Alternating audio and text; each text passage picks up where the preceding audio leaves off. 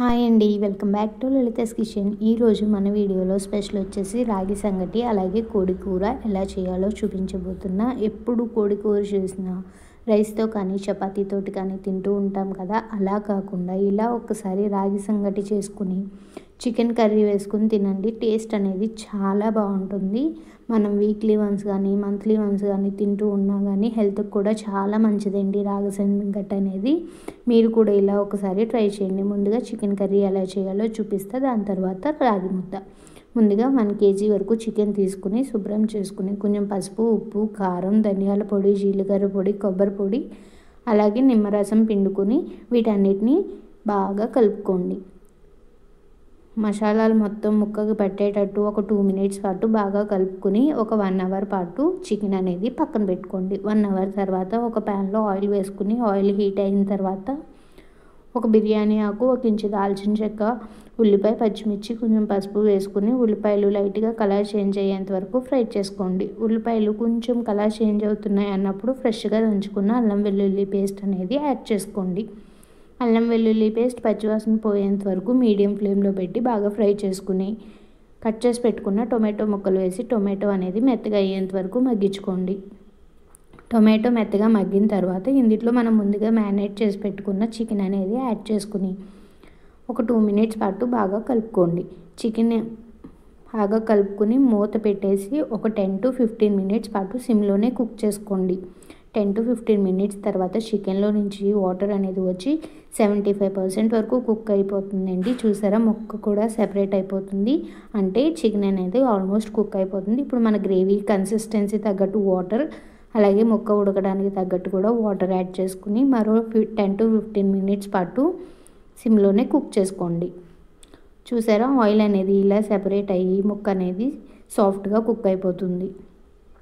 నేను ఇక్కడ చూపిస్తున్నట్టు ముక్క ఇలా సాఫ్ట్గా టెండర్గా కుక్ అయితేనే మనకి సంగటిలోకి అనేది చికెన్ కర్రీ చాలా బాగుంటుంది. ఇప్పుడు ఇందులో హోమ్ మేడ్ గరం మసాలా అనేది యాడ్ చేసుకోండి. లాస్ట్లో కొంచెం కొత్తిమీర కూడా వేసి మరొక 2 minutes పాటు కుక్ చేసుకుంటే మన చికెన్ కర్రీ అనేది రెడీ అయిపోతుంది. గ్రేవీ అనేది ఈ కన్సిస్టెన్సీ ఉండాలండి, ముందే చెప్తున్నా. ఇప్పుడు రాగి ముద్ద ఎలా చేయాలో చూసేద్దాం. నేను 1 glass వరకు రైస్ అనేది తీసుకున్నాను. 1 glassకి 4 glasses వరకు వాటర్ అనేది తీసుకుని స్టవ్ మీద పెట్టి కొంచెం సాల్ట్ వేసుకుని వాటర్ అనేవి బాయిలింగ్ అయ్యేంత వరకు మీడియం ఫ్లేమ్లో కుక్ చేసుకోండి. ఇప్పుడు వాష్ చేసి పెట్టుకున్న రైస్ వేసి మీడియం ఫ్లేమ్ టు హై ఫ్లేమ్లో పెట్టుకుంటూ రైస్ మొత్తం సాఫ్ట్గా అయ్యేంత వరకు కుక్ చేసుకోండి. మనం డైలీ రైస్ అనేది కుక్ చేసుకుంటాం కదా, అలాగన్నా ఇంకా సాఫ్ట్గా మెత్తగా అయ్యేంత వరకు కుక్ చేసుకుంటే మనకి రాగి ముద్ద చేసుకునేటప్పుడు ఎక్కువసేపు కలపాల్సిన అవసరం ఉండదండి. నేను చూపిస్తున్నట్టు ఇంత సాఫ్ట్గా కుక్ అయిపోవాలి రైస్ అనేది. ఇప్పుడు నేను తీసుకున్న 1 glass రైస్కి నేను ఇక్కడ 2 cups వరకు రాగి పిండి అనేది యాడ్ చేసుకున్నాను. రాగి పిండి వేసి మీడియం ఫ్లేమ్లోనే ఒక 1 minute పాటు బాగా కలుపుకోండి.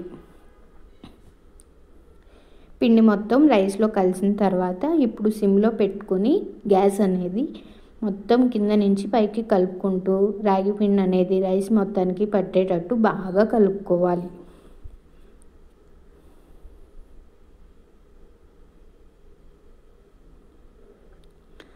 రైస్ మొత్తానికి రాగిపిండి ఇలా పట్టిన తర్వాత ఇప్పుడు ఒక 2 minutes పాటు మూత పెట్టి సిమ్లోనే కుక్ చేసుకోండి.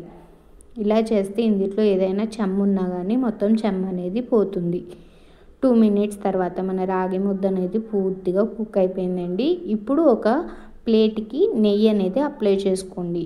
మనం నెయ్యి వేసుకుని తిన్నా కానీ రాగి ముద్ద చాలా టేస్టీగా ఉంటుంది. రాగి ముద్ద ఇప్పుడు చికెన్ కర్రీతోటే తినాలని లేదండి, రోటి పచ్చడి, పులుసు కర్రీస్ ఏం చేసుకున్నా కానీ అందులో కూడా చాలా బాగుంటుంది. నెయ్యి అప్లై చేసి ఇలా ముద్దలాగా చేసుకుంటే మన రాగి సంగటి అనేది రెడీ అయిపోతుంది.